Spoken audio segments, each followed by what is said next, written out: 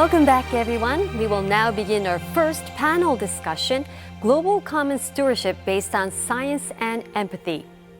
This can be considered a sequel to last year's forum, whose theme was Global Common Stewardship in the Anthropocene.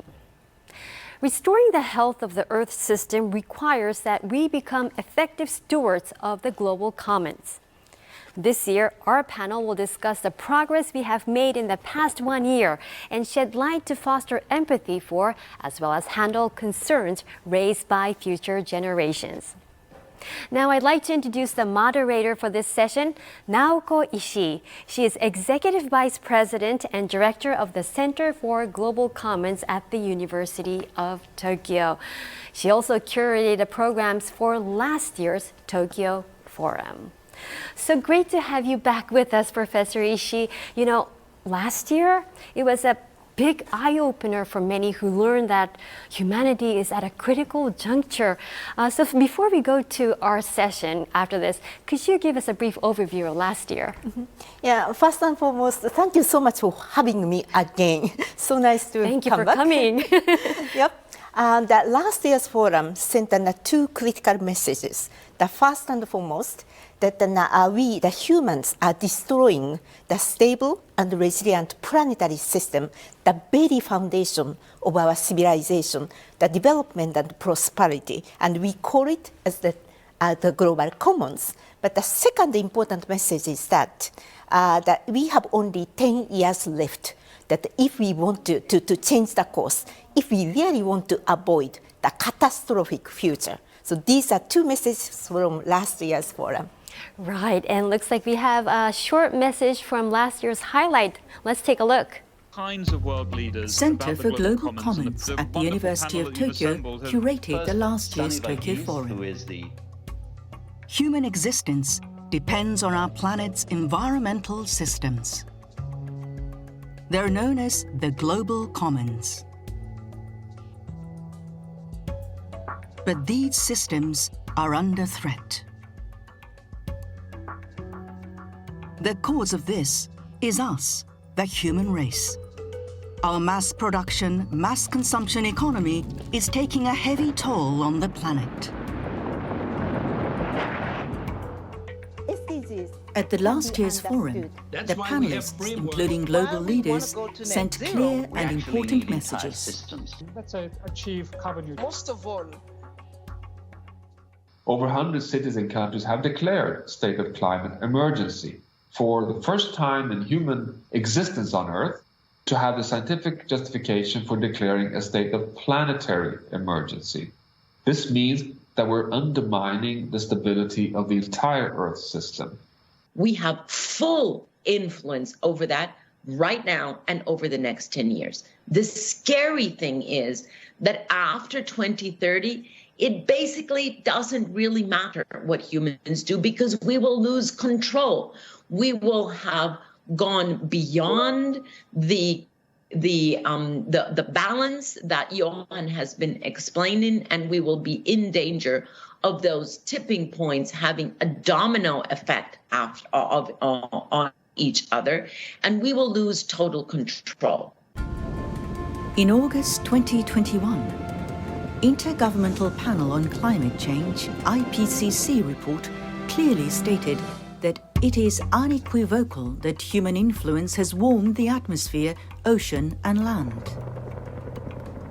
Also, it pointed some of the changes already set in motion, such as continued sea level rise, are irreversible over hundreds to thousands of years.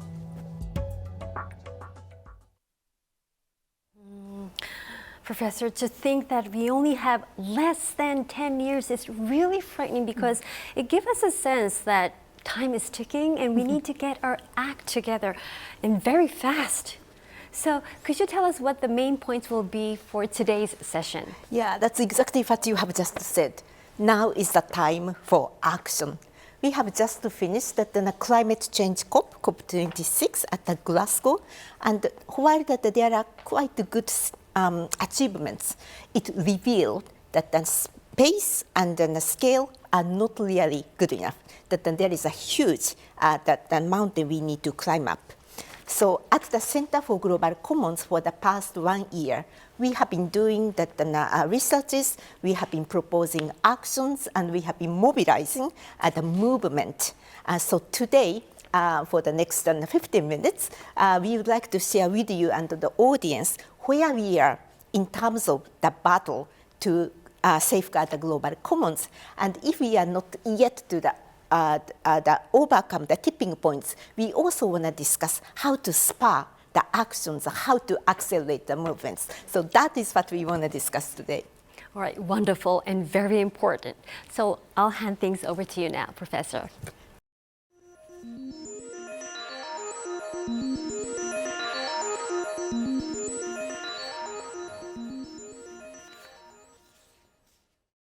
All right, so let us get it started. The panelists for this session are my allies and partners. We have been working together under the joint mission of how to safeguard the global commons. So first, let me introduce the first speaker, Polman. Paul is a business leader and also campaigner.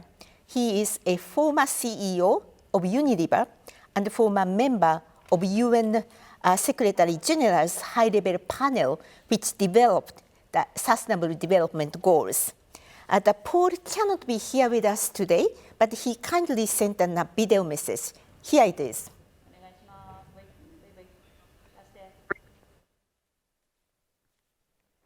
Well, it's great to be back to the Tokyo Forum after 1 year where we celebrated the inauguration of the Center for Global Commons. And thank you, Naoko, for your leadership in establishing this all. It's amazing how fast a year and a half goes. At that time, we didn't have COVID. And when COVID came, people were worried about us going back to our short-term behavior that we'd seen during the financial crisis, that ESG or sustainability would be put on a lower fire, if you want to, and that governments would not have time to consecrate themselves on climate change. Well, how wrong could we have been? Fast forward yourself 18 months.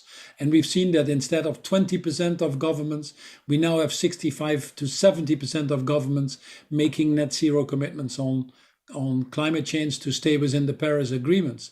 We've seen half of the financial market, $130 trillion of assets under management, signing up for the Glasgow Financial Alliance for Net Zero. And yes, we've equally seen over 5,000 companies in the race to zero making aggressive promises. And although a mixed outcome from Glasgow, where we probably overexceeded at the political level, but fell well short on the scientific level, there are some promising signs. A commitment to stay at the 1.5 degrees, a recognition that fossil, methane, and coal are issues that not only cause the problems, but need to be eliminated. A establishment of a sustainable standards board, the recognition that nature-based solutions have to be part of the solutions to solve climate change, otherwise we don't get there. And equally importantly, a commitment to come back again next year and set the targets higher. Of course, we fell short on some things, not least global solidarity, not least the financing for the 100 billion, not least coming up with some decent money for loss and damages. But overall, I think we can be moderately pleased with the progress we've made despite COVID in terms of setting a higher base again and bending the curve a little bit more. Having said that, people expect now to move away from, as Greta said, the blah, blah, blah, to the real actions. As I call it, it's all about ambitions and moving the ambitions higher. It's all about action and actually putting our actions where our words are, if you want to. And last but not least, of being held to a very high standard on accountability. And this is exactly why we created the book Net Positive, How Courageous Companies Thrive by Giving More Than They Take. With World Overshoot Day, the day that we use up all the resources that the world can replenish, being July 29th, being in the CSR or sustainability or less bad mood is simply not enough anymore. Like nature, we have to start to think regenerative, restorative, reparative. And this is what we call net positive. Truly profiting from solving the world's problems, not from creating them. Truly taking responsibility of our total impact in this world, truly working on the targets that are needed, in the partnerships that are required. And increasingly, these are the transformative partnerships that we need. And that brings me to the center of Global Commons. It's important that you shed light on the importance of governance mechanisms that need to be put in place to steward us and the Global Commons to this economy that is more inclusive, more sustainable, and more equitable. You understand better than anybody else the value of the multi-stakeholder coalitions, where the private sector plays an important role, but not the only one, to drive these broader systems changes that are needed. I'm glad you're located in the Far East, because Asia is going to be very soon 50% of the global economy, nearly as much of the global growth. We already find a significant portion of the bigger companies there. And obviously it's a region where we can still design it right, versus having to deal with what some people simply call the innovator's dilemma. We're seeing some great companies emerging. We're seeing Japan itself taking the lead on some of the things like the TCFD, the Task Force of Financial Disclosure, where we have more companies in Japan embracing it than anywhere else. We're seeing leading companies like the GPIF, the pension fund, or Hitachi and many others, and coalitions. The Japanese Climate Leadership Partnership would be just some example of that. So I think, Naoko, you're well positioned there. You're starting something that is much bigger in its potential than where we are currently, but where you can fully count on our support as we all work together to create this better, more inclusive world for all. Stay the course. We cannot do it without you. We cannot do it without the partnerships with civil society, governments, and the private sector together. A partnership for the common good. A partnership where we put the interest of others ahead of our own, knowing that by doing so, we're all better off ourselves as well. Thanks for the opportunity and good luck, and hope to see you all soon. Be safe.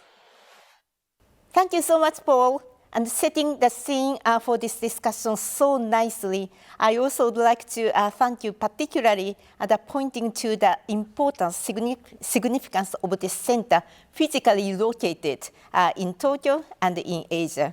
Thanks again.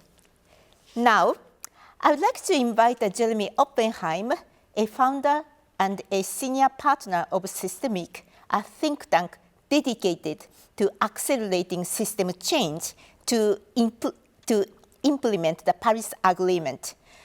Jeremy, you have been helping us frame the global commons stewardship, or how to govern the global commons. And what is the significance of proposing this framework, and how useful it could be while we have been seeing that there are quite a lot of statements here and there for us to identify and come up with a meaningful framework to steward the global commons. So tell us, Jeremy, where we are on this. Well, Naoko, thank you so much for the invitation, not just to join you today, but to be part of the extended team working closely with the Center for Global Commons and the work that you are doing, and the leadership that you and the University of Tokyo and Japan are now offering is really a symbol of where the world has to move. So let me try and answer your question. We just, many of us emerged from COP26 in Glasgow, and as Paul rightly put it, we've seen some real progress, and I think most of us who were in Glasgow walked away with a greater sense of possibility and optimism. So there was real progress. There is truth also that the progress is not enough. It's a story of two halves, isn't it? And so one of the honest elements of what we also need to recognize coming out of Glasgow is that while the world is beginning to shift, the key elements of our agenda, which include really understanding how the different elements of the global commons, climate, oceans, land, the ozone layer, you know, and the ice sheets, how they come together as an integrated, if you will, set of global commons that are essential, if you will, to delivering the safe operating space for not just humans, but for all species. We're still short of where we need to be in terms of really building that integrated collective understanding of these as the 5 global commons, that they are stocks, right, of natural capital that are essential to the well-functioning of the system as a whole.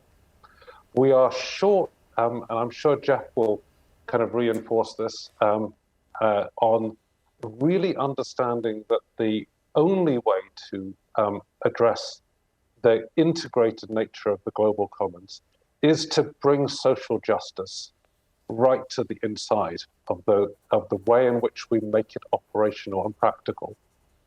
We are not simply going to deliver this through technological fixes, but we need a form of stewardship and governance of the global commons that fully embraces the voice and the agency of those people that are both most affected by them, many of whom live in the developing world, and many of whom live closer to, if you will, nature and the global commons than those of us on the phone. We need their voice, and we need their active participation in, if you will, the governance of global commons, locally and globally, and we need to provide the resources. Paul rightly talked about financing, and financing is part of it, but we have got to make a commitment to a form of stewardship of the global commons that is for all, not just for a few. So we've been working on this framework. It deliberately tries to be specific about the 5 global commons, climate, ozone, land, oceans, ice sheets. We have been explicit about the, if you will, the 4 systems that are so central to the delivery of the outcomes we need to see. And this, of course, is the energy system end-to-end. It's cities and communities. It's where most of the world's population lives. It's the production and consumption system. It's the understanding of that as an integrated system that has its own dynamics, right, that leads to persistent overconsumption that has an Earth overshoot day halfway through the year. And of course, it's the food and land use system, right, which is such a critical variable.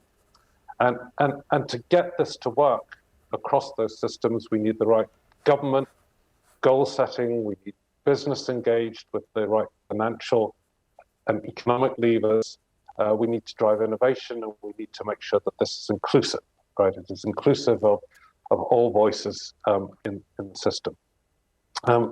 It's brilliant to see Japan being in the middle of this, and I think Naoko, we've been very aware of the journey that Japan has been making and the embrace of net zero in 2050, the willingness to establish an energy transition commission, the ETI CG. So this is all very progress, and the task now is to accelerate and to go from fine words to action. And when asked in the end, what is this about?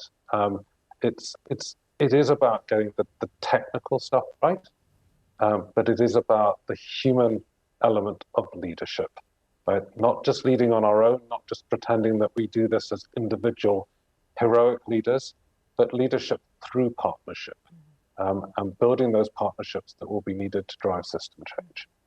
So that is so much at the heart of the center and the way that you built the center, and we are thrilled to continue working with you on this journey. Thank you, Jeremy, for this and the leadership and the partnership and the friendship. And I'm pretty sure that Japan is the first user of this framework through ETI-CGC and other initiatives. We really need it, and we need to test it, actually. So thank you, Jeremy, for your contribution. Now, I would like to invite Jeffrey Sachs. Jeff is the president of the UN Sustainable Development Solution Network, or SDSN, and the director of the Center for Sustainable Development at Columbia University.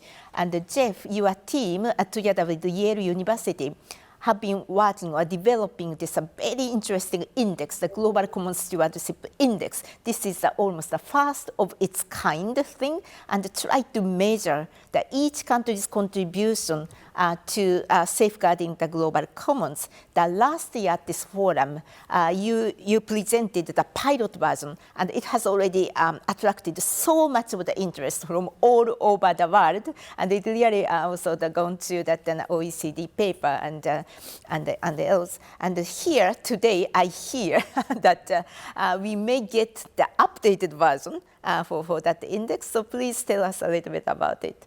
Jeff, please. Thank you very much. I'm delighted to speak on behalf of a very hardworking and productive team. I did not do this work. Our team did this wonderful work, and I'm most impressed and most grateful.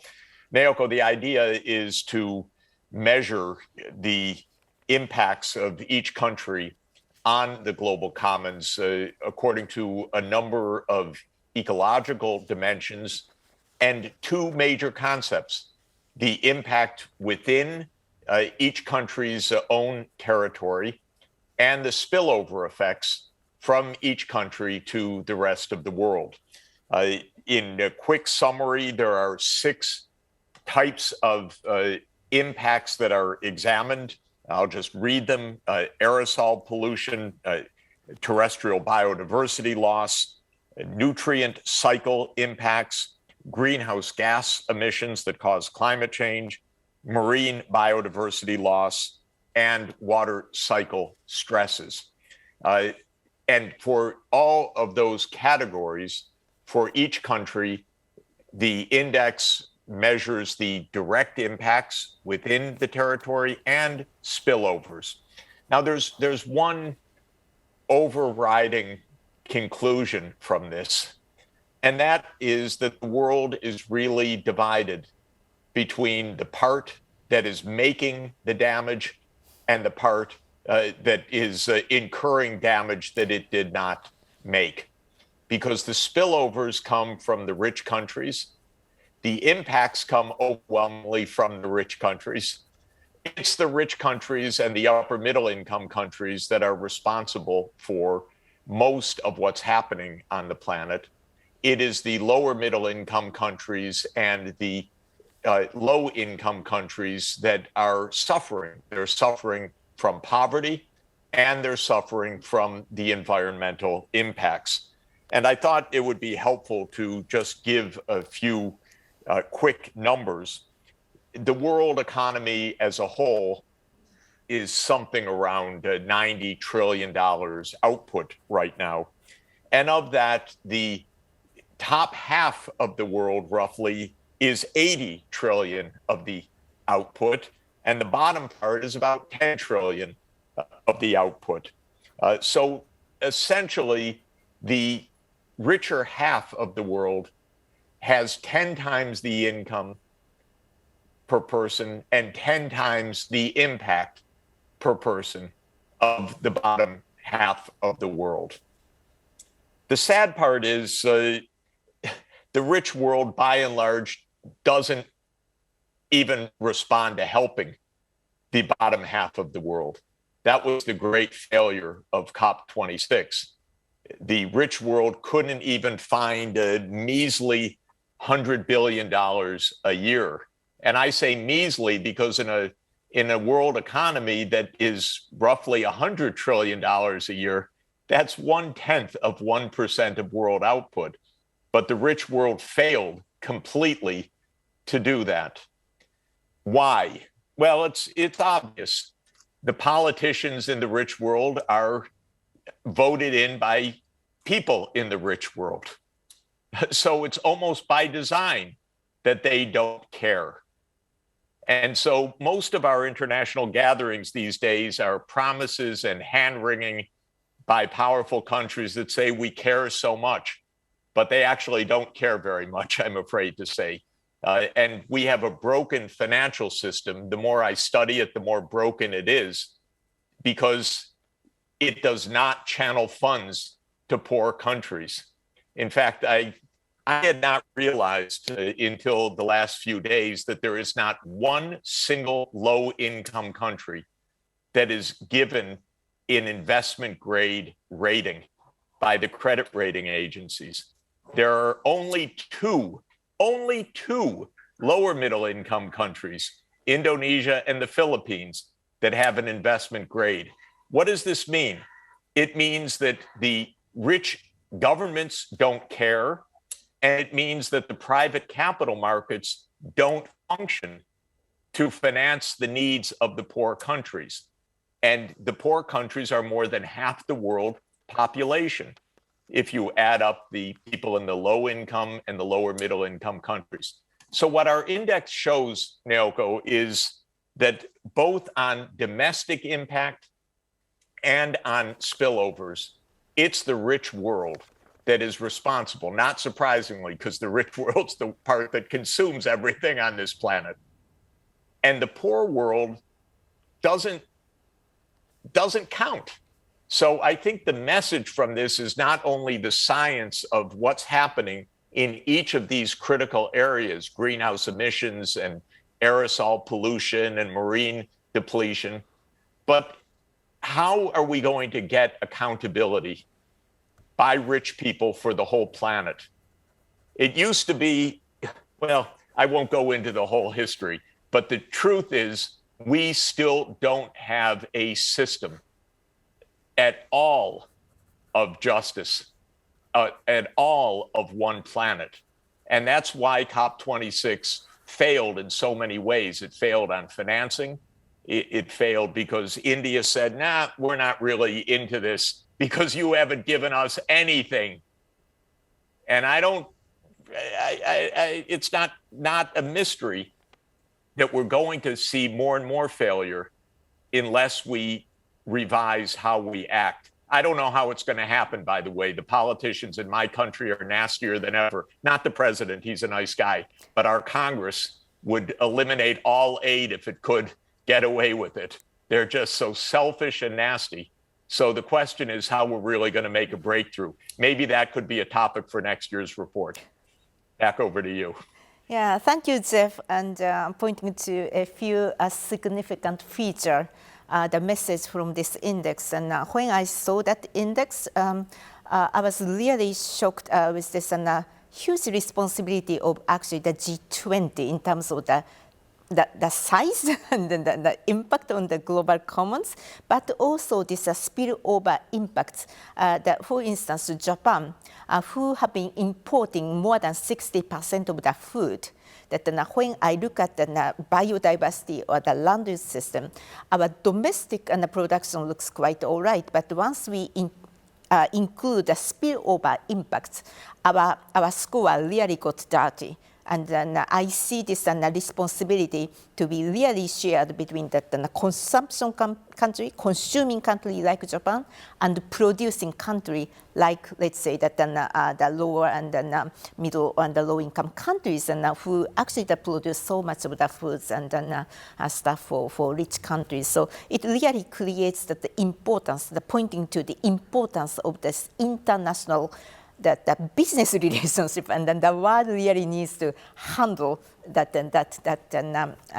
issue, which may actually go to maybe the Bella may come in that later and on this issue. She pointed that same kind of issue last year, but we will get back to we will come back to Bella a little later. So thank you, Jeff, so much. Naoko, if I could just add, thank you for inspiring us to measure these spillovers in this way, because it's really eye-opening, and I think it's a major conclusion of this year's report.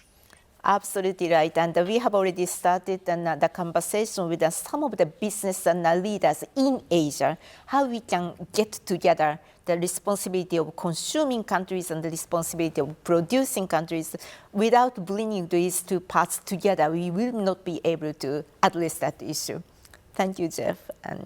Okay, so let us move on to Johan Rockström, Director of the Potsdam Institute for Climate Impact Research and Professor of Earth System Science at the University of Potsdam, to ask the Center for Global Commons how to promote the system change, as already mentioned by Jeremy, is really critical. And one big the item which that we have asked you, that your center, to produce is how those systems change, that particularly not only energy system, but then the food and land use system and others are kind of interacting with each other.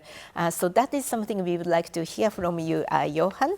And so the floor is yours. Thank you so much, Naoko. And yes, so this will be sharing some progress actually from last year. So these are preliminary work in progress. We're trying to analyze with integrated assessment models, pathways to be able to land the Sustainable Development Goals, a prosperous and equitable future for humanity, while governing the global commons within planetary boundaries. And if you could put up the slides, I'll then give you some tentative results from the work so far. The framework for this is, of course, set exactly where we started this session, namely on the transformation in the climate and biodiversity domains. And referring back to Paul, not least, I totally agree that we fell short on science in Glasgow. If you take the next slide and next slide again, that came to Glasgow scientifically following a pathway to disaster, a 2.7 degrees Celsius future. We left Glasgow scientifically on a path to danger. So we did some progress, but it was certainly insufficient. And it just shows, if you take the next slide, that we are on a transformative journey. This is just reminding ourselves that it wasn't so surprising that India, as Jeff pointed out, put a concerning spanner in the wheel in the final negotiations, because just look at the pace of change here. Net zero by 2070, 20 years too late, according to staying within the global carbon budget scientifically, and India is on a transformative journey. Look at China, the 2060 pathway. This is a transformative journey of exponential scale. This is what the world needs to do. It is a tremendous pathway, on average 7 to 8% reductions per year. And the question is, can we do this with the policies, with the technologies, with institutional frameworks, with the scalability, while at the same time delivering middle of the road economic and social development, be able to land so that the global commons are not pushed too far so that they cross tipping points. If you take the next, the framework for this, developed together with the Center for Global Commons, or your team at Tokyo University, Naoko, but also colleagues at Systemic with Jeremy Oppenheimer, and my own colleagues at the Potsdam Institute for Climate Impact Research and colleagues at the World Resources Institute, has come up with this framing, which is inspired very much by Jeff, the Sustainable Development Solutions Network's work on the world in 2050, on the action levers, but in particular, the system transformations that are prime importance to have any chance of being stewards of the global commons within the stability range required to avoid irreversible changes. So we will be focusing on these, and that's what the modeling has been doing: the energy transition, the food transition, industry, production consumption patterns, and cities and communities. If you take the next. So in our integrated assessment modeling framework that we applied in this case, we've kind of bundled this together in 3 levers of transformation: the energy system transition, the land system transition, and bundled together industry and buildings. If you take the next, this is set in one of the established integrated assessment modeling platforms, one of the larger integrated modeling platforms currently supporting, for example, the AR6 Working Group 3 on sustainable pathways to land the Paris Agreement, called the Remind model, but also on land use change using Magpie, and then on the climate emulator called Magic, just so you've had, been able to see what kind of tools we're using. Take next. Now, what is quite unique with this work is that we are using science-based targets for the Earth system to guide the backcasting of these scenarios. So you see here target setting scientifically for all the indicators, essentially all the planetary boundaries from greenhouse gas emissions, saturation of aragonite, which is ocean acidification, air pollutants, stratospheric ozone, forest cover, biodiversity, water use, nitrogen fixation. So basically the whole set of systemic indicators. Take next. And when we do this, and we apply the main center, let's say the mainstream middle of the road development, the so-called shared economic pathway number 2 in the IPCC jargon, apply all the national determined contributions, which is shown in red, the NDCs. What we find is that until 2050, on all these indicators, we accomplish what you see in red here, which is a significant improvement, but very far from the dashed line, which is the boundary conditions to avoid pushing the global commons too far. If you add the energy transformation in yellow, you take yourself a significant path towards, they say, a safe operating space, but you need to have an integration with land and energy to have any chance of coming close to the global commons safe space. What you also see here is that a conclusion is actually that cities and industry transition does not contribute so significantly once you've got the renewable energy mix electrified and based on hydrogen and on green sources, and when you've been able to successfully had your food system transition. All of this translates to very positive impacts on industry and cities.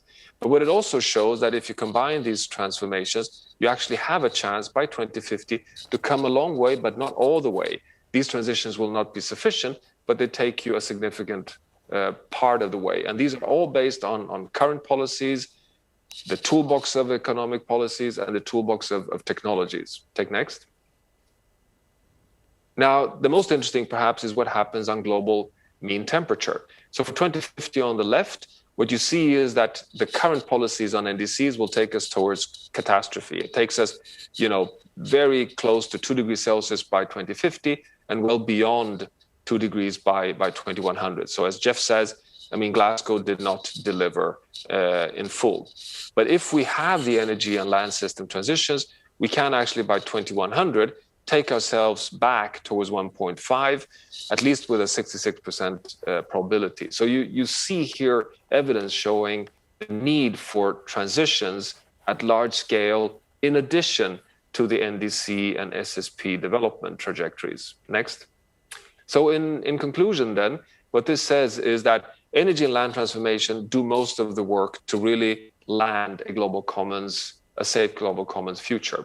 They're closely intertwined. We cannot separate them. They are interacting. And therefore, it gives a lot of opportunity along the lines that Jeff pointed out, that if you put the right money behind this, you can actually implement with synergetic policy measures.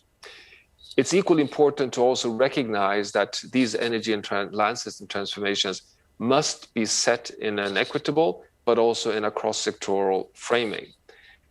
Third conclusion is that the industry and cities transformation, while important, will actually not add so much, at least not on the global commons in terms of temperature stability, because you have already factored in much of the, let's say, necessary transitions already in the land and energy transformations. And then finally, just a reminder that these 4 transformations will not take us all of the way, but they take us a significant part of the way. This is just to show some of the work we're doing at the Global Commons, the Center of Global Commons collaboration, and it's just a aperitif for more comprehensive report to come during the course of next year. Take next. I think that is all. Basically, what we are trying to land here also is to explore the question: are we not approaching a social tipping point in terms of the ability to have these transformations to start really scaling and accelerating on their own cause based on evidence that they actually give better social and economic outcomes. But again, as Jeff warned, the political landscape today is really not showing any evidence that we are crossing this self-reinforced positive development. So we're still having an uphill efforts of trying to show that these transformations are not only necessary, but that they actually can be successfully implemented if we put the right efforts behind them. Back to you, Naoko. Yeah, Johan, thank you so much for this wonderful update and from the research, your modeling exercise. It really made me think that one of the achievement of the Glasgow is to push this integrated approach, not just the energy transition, but also that the land use and the natural capital. So at least there is quite a hope in it. So thank you so much. And this, your discussion, your remarks is provide us with a very useful segue to Ani Dasgupta, who is the president and the CEO of the World Resource Institute, a Washington-based think tank, and whose vision is to improve the all lives of the planet and people. So the Ani. And the WRI has been hosting this system change lab, and which is really focusing on that and how to monitor and how to nudge and how to learn from this system change. And we are trying to see that where we are close to the tipping points or if not. And we hear that your system change lab has just published the latest report. So Ani, please tell us if you are close to the tipping points or we need a lot of work going forward. Ani, floor is yours. Naoko, thank you. First of all, thank you very much for hosting this discussion. And I want to join with Jeremy, not the leadership Japan is showing, and for us to have this conversation just after COP. It's incredible to be part of it with this group. And what I want to share with you is a real good compliment to what Jeff said, Jeremy said, and Banjo, what you just presented. I want to share a very specific piece of analysis that was just published. And it's a contribution to this conversation that we're having. And it was put together by a team. You can see the name. And Naoko, I just want to highlight your own contribution in their last job and this job, actually pushing for this kind of analysis. And the analysis is simply, looking at, we're all coming out for Glasgow, incredible thing about Glasgow was, 74 plus countries promised, about 60% of all emissions promised net zero commitment, 4,500 companies, hundreds of cities made commitments towards net zero. This analysis actually is asking a different question, is what are we actually doing? What we're sharing is, doing better is great, but are we doing enough and at the right speed to get to the outcome we want? In this particular case, the outcome we were looking for is, to Johan's point, of what do we need to do by 2030 to preserve ourselves from tipping point? The science is actually becoming clearer what needs to happen. And this analysis, I also want to point out, was done specifically for 1.5 degree. Johan presented a much broader week, so you should see this as a complement to Iran. This is asking a very straightforward question: is what are we doing to get to? I apologize. I have to fix my computer. I can't see the slides myself now. There you go. Thank you. Next. So the point of this decade is what the focus of this analysis is. What do we need to do? And I just want to point out that it is not, as Johan pointed out, it is not enough to do things. It has to be done at speed, at a particular speed. So we get to a place in 2030 so we don't reach the tipping point. And that is the focus of this analysis. Next. And it focuses exactly, as Johan said, in the specific transformation that is needed. It focuses on energy, buildings, industry, transportation, land use plan, coastal management.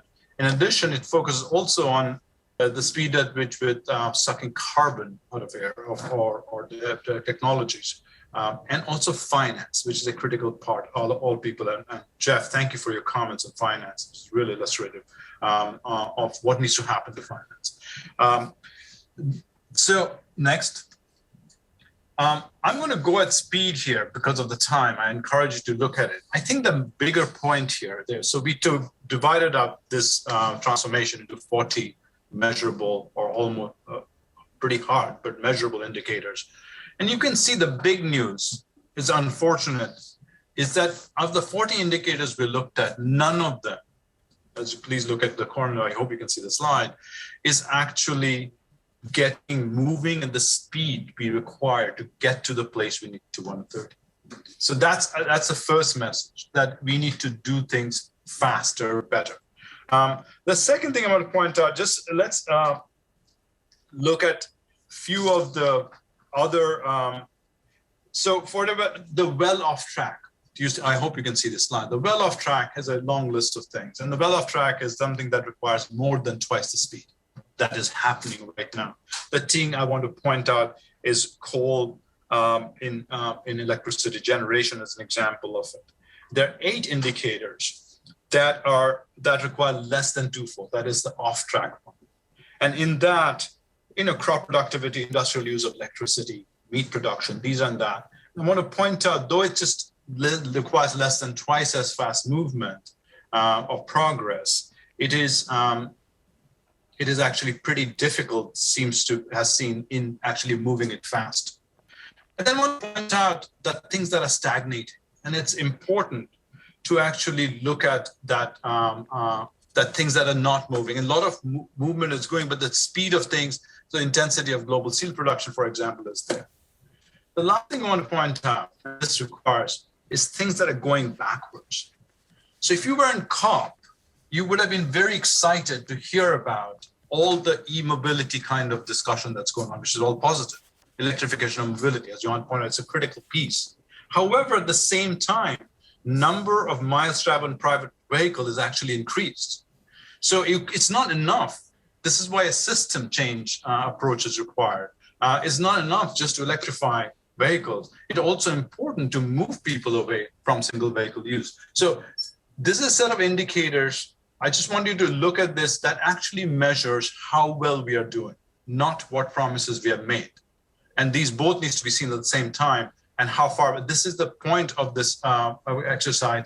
I also want to point out, this is just looking at one aspect, which is the carbon emission. Jeremy and Johan pointed out, we need to look at for our global commons a wider landscape of things. Next, please. The other thing that it looks like, how does change happen? And I want to simply point, we can't go into the change doesn't happen in a straight line in most places. It happens in different things coming together. And there are these enablers of change systems coming. Some of them work like an S-curve, that it takes time to get started, but then the technology is placed. Electric mobility is a case, renewable energy is a case, when it actually exponentially increases. And we have actually pointed out the things that seem to us from this work, the 5 things that actually kind of enable change to happen. So hence, the need for looking at this so that can energize systems-wide shifts that can take place in more than one sector. Next, please. I want to conclude by looking at that this report, specific report, looked at what will happen to 2030, 1.5 degree. Our future reports will look at the wider scale of global commons, that how will it actually work. And hopefully we would be able to include, Jeff, the question of equity that you talked about, which is not actually in this part. So that is the next step of bringing. I also want to point out, just monitoring is not enough, right? We have to learn what's happening. We have to think about how change is actually taking place, but also we have to nudge and campaign. I can't thank enough the champions team this time in COP, how they embrace and use it to actually shape a lot of the conversation that happened outside the negotiation. That said, Naoko, back to you, and thank you very much, Naoko, for all your support and leadership on this. Yeah, thank you, Annie. It's really wonderful to see this very comprehensive set of instruments, not just monitoring, but nudging and learning. Yeah, that's the way to go. Now, lastly but not the least, I would like to invite Vera who has been acted with us quite some time together. And the last year that I had you at this Tokyo Forum, and you have been really pointing to the importance of the working together and the connecting the North and South, that Asia and Africa. So the Vera, maybe from your point of view, you have just heard that a lot of progress in terms of research and the proposal, but maybe that you should tell us what more we need to do. So Vera, floor is yours.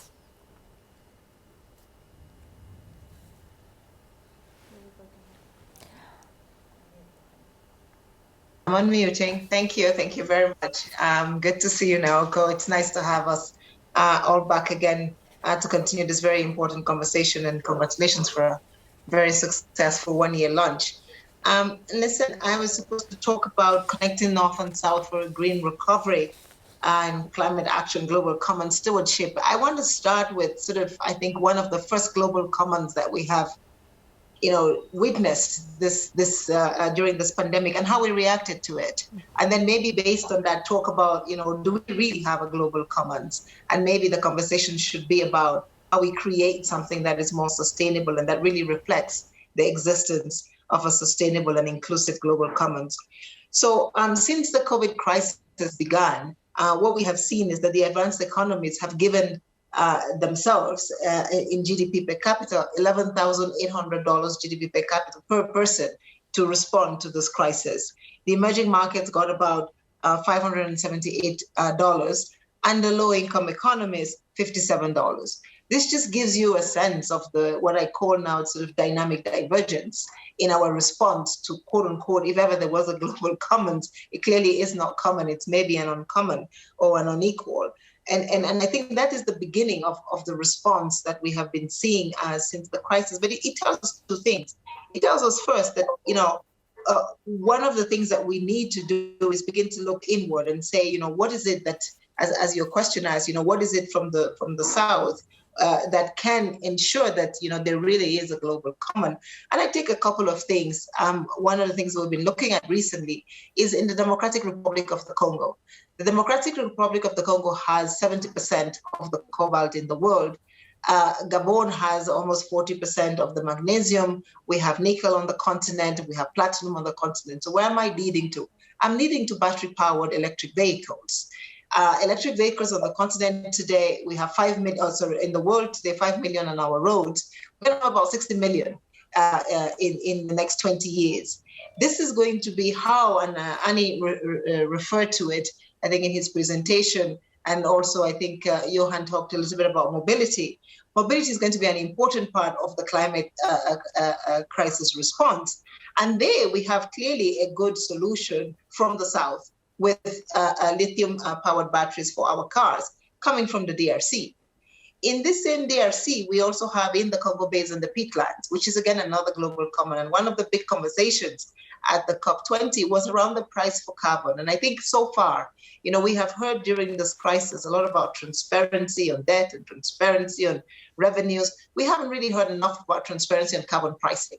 We haven't heard enough about reporting on carbon pricing. And I think we do need, again, if we're going to create this kinds of global commons, we do, I think one sort of basic recommendation and requirement for it is transparency, is who is getting what, who is doing what, and how. And we don't have that. I think we hear a lot about countries pledging, we hear a lot about businesses pledging, but we don't really see, who is taking what, where the resources are going. We know we used to have the RED program before. The RED program was essentially AAA investors in the advanced economies investing in forest on the continent, but the resources were going in a different direction. So I think for us to really have a conversation on the global commons, and I say at the end of World War I, we lost the gold standard. At the end of World War II, we created the Bretton Woods systems. Jeff, I think that what we need to now look at, if COVID-19 and now with Omicron, it really is another third world war. What are these new systems that really require us to have global commons that level the playing field? And in the line of leveling the playing field, I want to re-emphasize what Jeff has said about access to markets. Yes, maybe we didn't get, the SDRs in the proportions that Africa was supposed to get them, but we don't have either the access to markets because the systems are not structured in a way that allows us to have a level playing field on that. And as you've heard me so many times say, Naoko, the advanced economies have repo markets. With repo markets, you can recycle and get liquidity as much as you want and as fast as you want. In many of our emerging market economies, we do not have repo markets, not even in Asia, not in Latin America, and certainly not on the continent, which means that in a crisis that has been so deep and now is looking as if it's going to be quite long, we're actually having a net transfer of resources from the developing world to the developed world, because when Egypt goes to the market, it spreads at 665 basis points, whereas when Greece goes to the market or Italy, they are two-digit spreads. I think we do need to really re-ask the question. As we look at the SDGs, I think, are a design and a dimension of a global commons. It's a package that we all want to subscribe to. Of course, clearly, climate change and the climate crisis are one. But when you look at how we're implementing this resources and the assets we have, it's interestingly, and I think in a dire sense, quite unequal and certainly not global.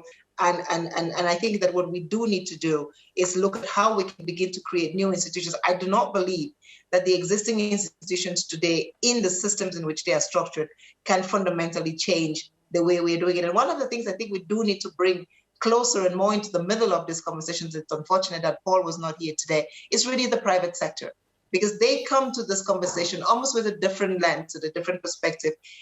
An intersection between the private sector and, I think, think tanks begins to open up, questions that we will not dare ask if we were sitting in sort of traditional Bretton Woods institutions or our bilateral donor partners institutions, where, first of all, politics drives a decision, not fundamentals, not facts, not science. And so I think we do need to look at, when we define a global commons, that global commons has to be anchored in science, it has to be anchored in fact, and then it has to be driving towards leveling a playing field, both for response, but also in terms of the actions that we take when we want to do the response. On the continent, one of the things that we have been doing as a result of this crisis, we talk about the vaccines as another global common, but because we've had the COVID crisis, we've seen huge disruptions in supply chains. So forget about just the access to the vaccines, but the market systems that have been put in place have also then prevented any sort of additional activity. So what ends up happening again is, we're going to sort of fall back even further. On the climate solutions, and to end there, I just want to end again with the conversation on what is it that we decide is global as an action, and what is it that we decide is national or south or north. A big discussion we are having now, Oko, and you're sitting in Japan, is on the continent, we still need to use gas as a transition fuel. And we've done an incredible amount of studies on the use of gas. We show that if we double the use of gas from what we use today, we will be able to power 38 times more renewable energy on our grids and increase emissions by 1%. So let me repeat, if we double the use of the gas that we have today, we will be able to put 38 times more renewable energy on the grid. The world keeps saying Africa needs to do renewable energy, Africa needs to do renewable, but we cannot do renewable energy because we don't have grid stability, because we don't have base load. To get grid stability, we need to put more gas into that system so we get base load, and then with 38 more times investment can come at 1% augmentation. Now, just to give you a sense of that, what that 1% looks like, that 1% is what in the United States kids use to play Xbox.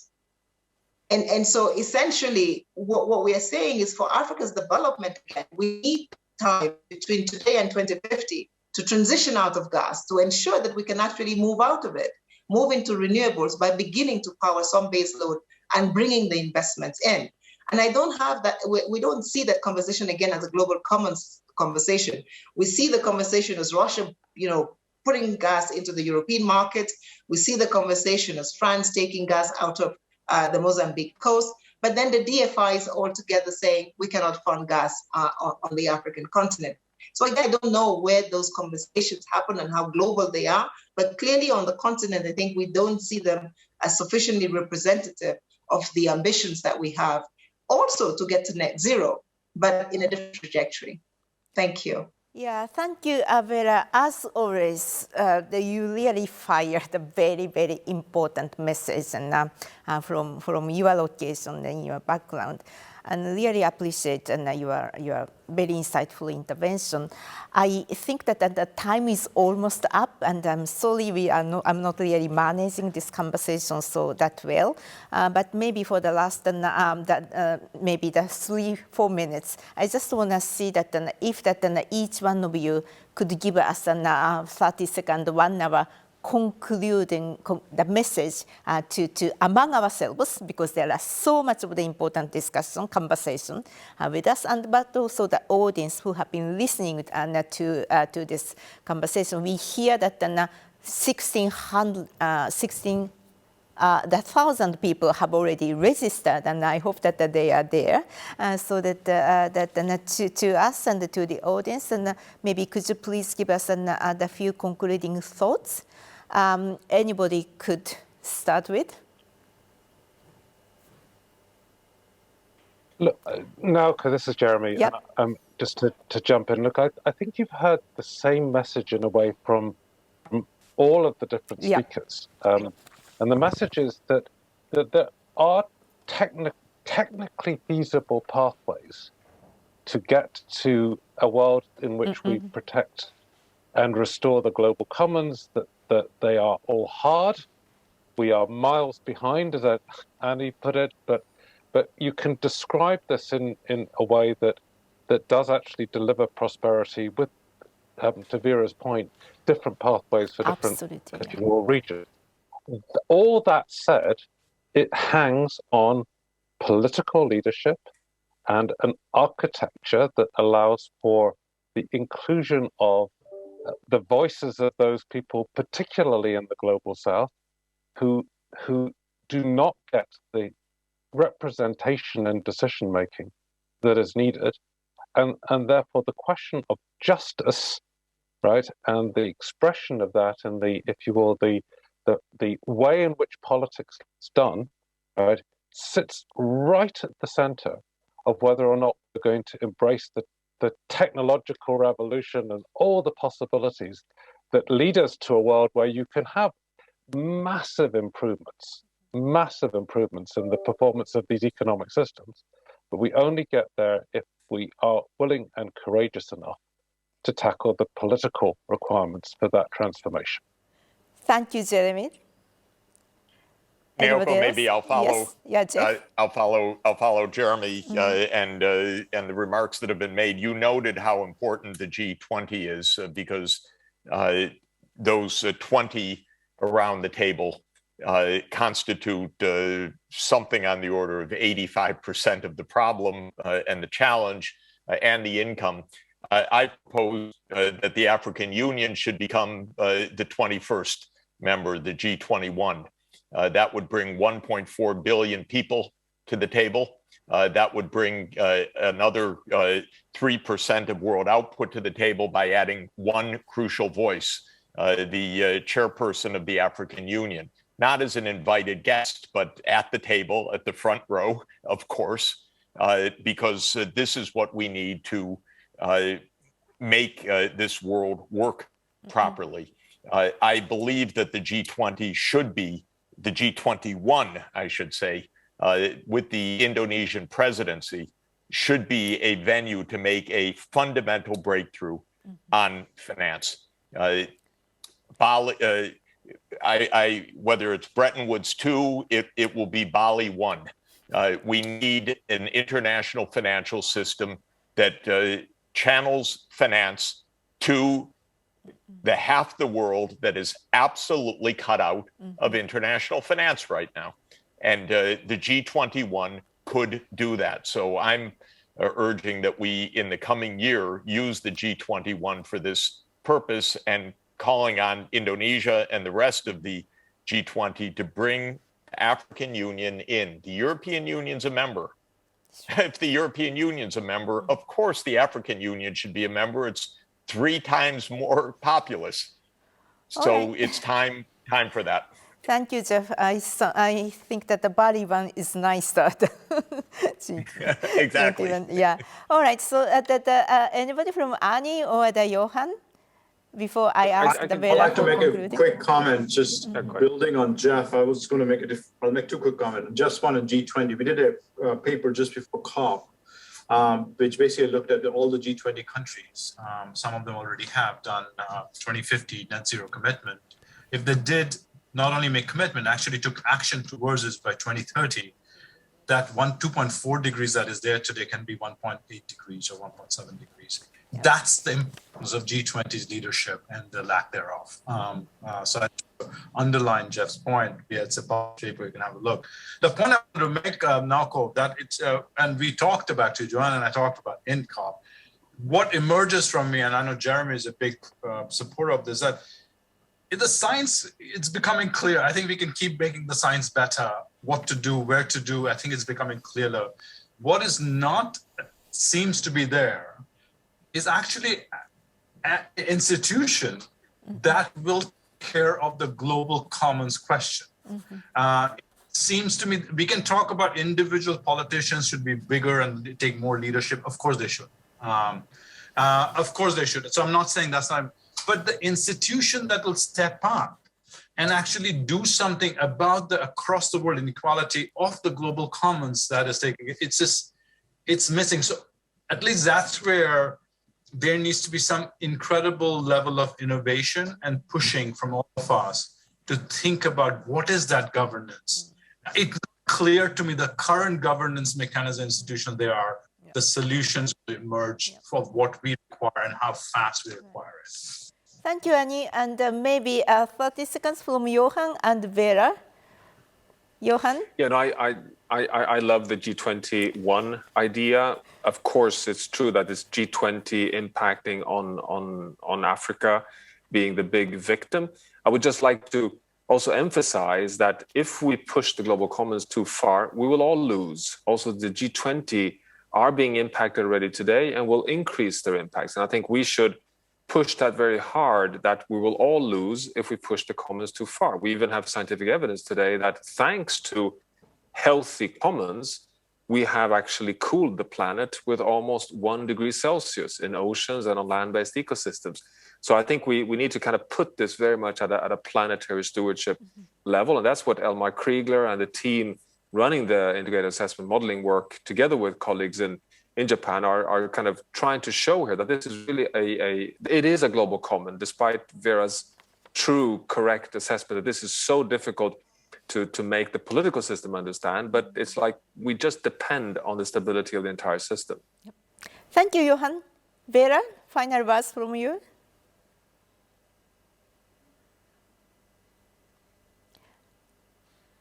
I think you are muted.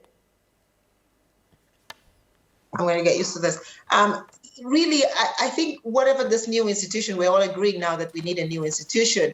We do need, we're all talking financing in some sense or the other that needs to get, including to the developed world. And I don't think that the institutions we have today have understood the private sector enough to crowd them in. We keep hearing from the Marcanis of the world about the 16 trillions that exist there to bring us down to 1.5, but we don't seem to be able to harness that fast enough. In Africa, for example, we have $359 billion globally that is issued as green bonds. Africa is 1% of that number. But again, we have the peatlands that is sequestering 3 years of carbon. How come we're not talking? That's a pure global common. How come we can't get resources in there to protect it? And so my sense is, again, we do need to look at new institutions, bring new players to the table, G21, maybe we need 5 business people around that table that can talk about what business really cares about and how to do it, so we don't have a DSSI response to a crisis that makes the poor countries stay poorer for longer as we scramble to understand what the DSSI really means. So yes, I think we do need a different kind of institutions with private sector, with more representation from the South. Thank you. Thank you, Abela, and thank you, everyone. And I think the Center for Global Commons get a huge homework to do. But the good news is that we are all doing together. So this is how to govern the global commons, what the new institution may look like, and accountability, granularity, and the responsibility, the just transition, and then how that an economic system may work or may not work, how to fix. There are so much and we can do together. But good news is that we are all in together, and we have a kind of joint and that common mission going forward. So I'd like to thank the all panelists and for this very, very exciting 1 hour discussion. So now that let's work together for this coming year, and when we come back next year, we will have more progress than going forward. Thank you so much, everyone. Thank you very much to all our panelists. Lots of important messages and important points coming out again this year. And you taught us how far we still need to go to reach that 2030 target. But the positive note is that, as you said, we are all in this together, and we have this concerted effort around your Global Commons Center. Thank you very much, and congratulations, Professor Ishii, for the great panel. Congratulations to everyone. Yes. Thank you. Thank you very much. Thank you so much.